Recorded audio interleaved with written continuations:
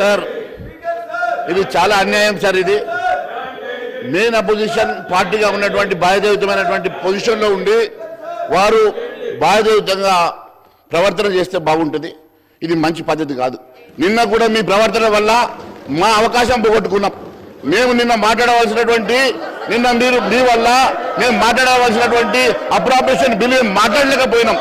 గత 10 సంవత్సరాలు ఈ రాష్ట్రాన్ని ఏ రకంగా ధ్వంసం చేసిండ్రో, ఆర్థిక వ్యవస్థను ఏ రకంగా ధ్వంసం చేసిండ్రో చెప్పుకునే అవకాశాన్ని ఇవ్వకుండా మీరు నిన్న మిమ్మల్ని అడ్డుకున్నారు. ఈ రకమైనటువంటి పద్ధతి మంచిది కాదు. ఈ సభ మీకోసం నడుస్తలేదు. ఈ సభ యావత్ తెలంగాణ రాష్ట్రంలో ఉన్నటువంటి ప్రజానికం చూస్తూ ఉన్నారు.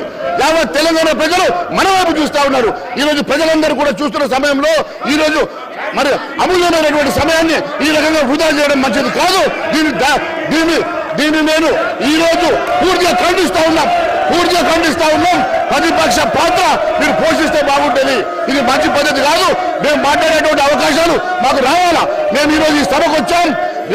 రేపటితోటి చివరి రోజు ఉన్న ఈ 2 రోజులు కూడా ప్రజా సమస్యలు మాట్లాడకుండా ఈ రకంగా అడ్డుకోవడం మంచి పద్ధతి కాదు. మీకేమైనా ఉంటే మీ సీట్లో కూర్చొని మీ హక్కులు అడగండి, మీ స్థలంలో కూర్చొని మీరు మాట్లాడండి తప్ప ఈ రకంగా అడ్డుకోవడం అనేది మంచి పద్ధతి కాదు. దయచేసి మిమ్మల్ని కోరుతా ఉన్నాను, మీరు మీ స్థానానికి వెళ్ళండి. ఈ సభని అడ్డుకోవడం మంచిది కాదు.